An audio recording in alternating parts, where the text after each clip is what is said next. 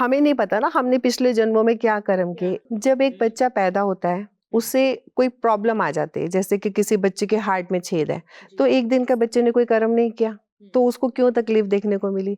तो इंसान का सारा जीवन पिछले कर्मों के आधार पे होता है। जब हम पैदा होते हैं हमें नहीं पता कि हम किस घर से आ रहे हैं, हमने क्या ग्रह जो भोगे हैं और क्या ग्रह भोगने हैं, उसके अकॉर्डिंग हमारा जीवन होता है। अगर हमने दान पुण्य किया, अच्छे कर्म किए हैं तो आप जरूर अच्छा भोगोगे। खराब कर्म किए हैं, अब आप कई लोग कहते हैं कि भाई हमने तो कभी बुरा कर्म नहीं किया, हमारे साथ ऐसा क्यों होता है। तो उसको ये नहीं पता उसने पिछले जन्मों में किस किस का बुरा किया है, किस किस को बद्दुआएं दी हैं, किस किस का पैसा मारा है, किस किसकी बेटी को तंग किया है, किसके साथ झूठ बोला है। ये तो लोग भूल जाते हैं ना, क्योंकि उनको अपने कर्म याद नहीं है।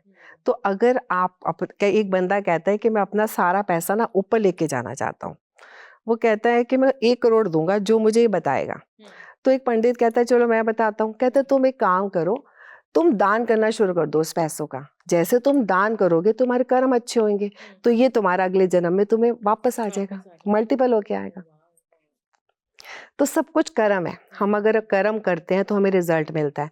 हम अपने कर्म खुद ही खराब करते हैं, झूठ बोल के, धोखा करके, पीछे से गॉसिप्स करके, बुराइयां करके।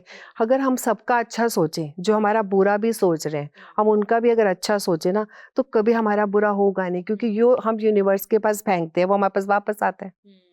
तो आप जो फेंकोगे आपके पास वापस आएगा।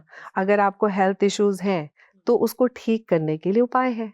क्यों आ रहे हैं, आपकी पत्री देख के पता चलेगा कि आपके ग्रह कौन से हैं।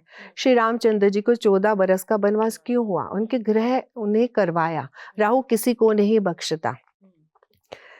अब बताओ कि अब आपसे मैं क्वेश्चन करती हूँ कि जो रावण की लंका सोने की थी, हनुमान जी ने जला दी। सोना तो आग में तब के और निखरता है, तो वो काली कैसे हो गई। उसका रीजन ये है कि उन्होंने शनि को कैद करके रखा हुआ था।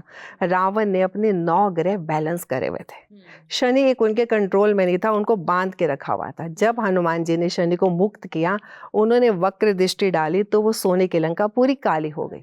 तो शनि जाता हुआ अच्छा लगता है, लक्ष्मी आती हुई अच्छी लगती है। तो दान पुण्य जीवन में जरूरी है, नहीं करोगे तो तुम्हारे ऊपर है, करोगे तो तुम्हारे कर्म कटते हैं। दान पुण्य की बात जैसे हम कर रहे हैं मैम, तो मैं आपसे ये जानना चाहूंगी कि दान पुण्य कई बारी ज्योतिष विद्या के अकॉर्डिंग, वास्तु के अकॉर्डिंग कई बारी माना जाता है कि ये दान करना अच्छा है, ये दान करना बुरा है।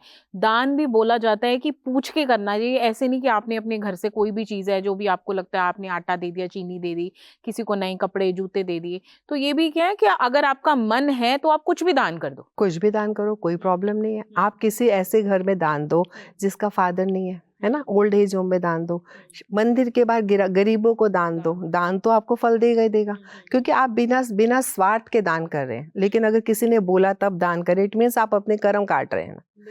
तो दान तो जीवन में आप अपनी कमाई का कुछ हिस्सा अगर आप अलग रख देते हो कि ये मैं किसी गरीब की मदद करूंगा, तो ऑब्वियसली आपने अच्छे कर्म कर लिए, तो आपको कभी कोई प्रॉब्लम आएगी नहीं।